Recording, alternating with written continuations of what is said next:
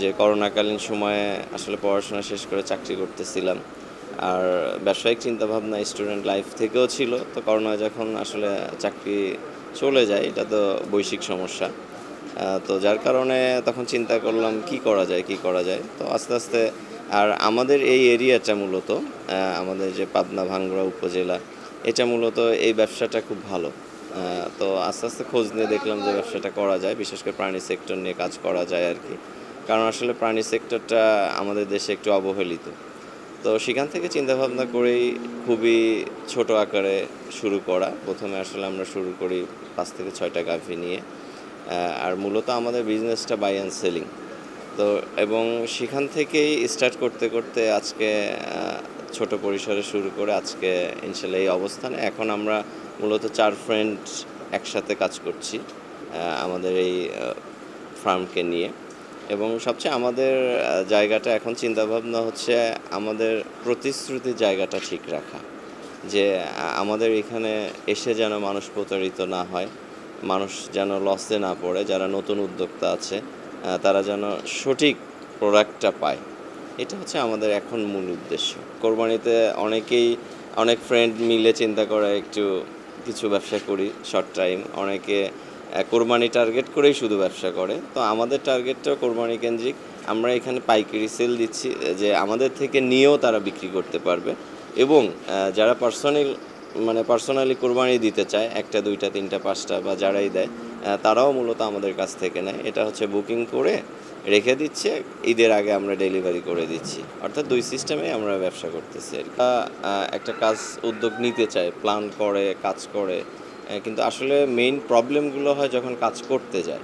তো সেক্ষেত্রে কিছু বিষয়গুলো যদি মাথায় রাখে বা তারা যদি চিন্তা করে এই বিষয়গুলোকে দেখভাল করবে, সেক্ষেত্রে মেইন সমস্যাগুলো হয় হচ্ছে আপনার গরুর ক্ষেত্রে আমি যদি বলি ধরেন জাতমান। এটা হচ্ছে যারা নতুন উদ্যোক্তা তারা এই বিষয়টা একদম অনভিজ্ঞ থাকে। সেক্ষেত্রে যারা এই ব্যবসাগুলো করে তারা তো চায় যে আসলে যেকোনোভাবে বোঝায়-টোঝায় সেই প্রোডাক্টটা তাকে ধরায় দিতে, সেই গরুগুলো ধরায় দিতে। তো এই জায়গাটা আমি বলব যারা নতুন উদ্যোক্তা তারা যদি সিনসিয়ার হয় যে আসলে জাতমানটা কীভাবে চেনা যায়, বৈশিষ্ট্য কীভাবে চেনা যায়, একটা ভালো গরুর বৈশিষ্ট্য কী, কী, একটা খারাপ গরুর বৈশিষ্ট্য কী, কী।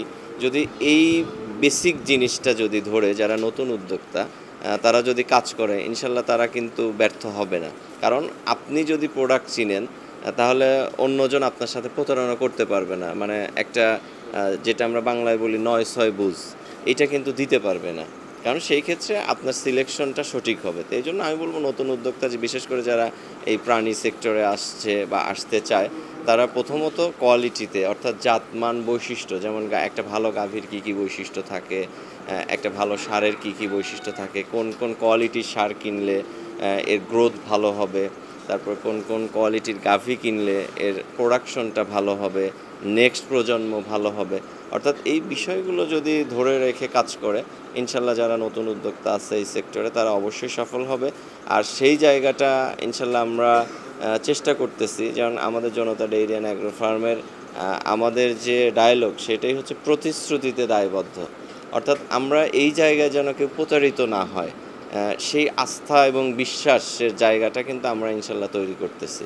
যে এখান থেকে যারা নতুন উদ্যোক্তা আছে তাদের কিভাবে সেট আপ করতে হবে, কিভাবে ফার্মটা তৈরি করতে হবে, কোন, কোন গরু নিতে হবে, প্রথম পর্যায়ে কেমন গরু নিতে হবে, এই বিষয়গুলো অল ওভার আমরা নিজেরা তাদেরকে চেষ্টা করতেছি তাদের সাথে আলোচনা করে যে আপনি এইভাবে শুরু করেন।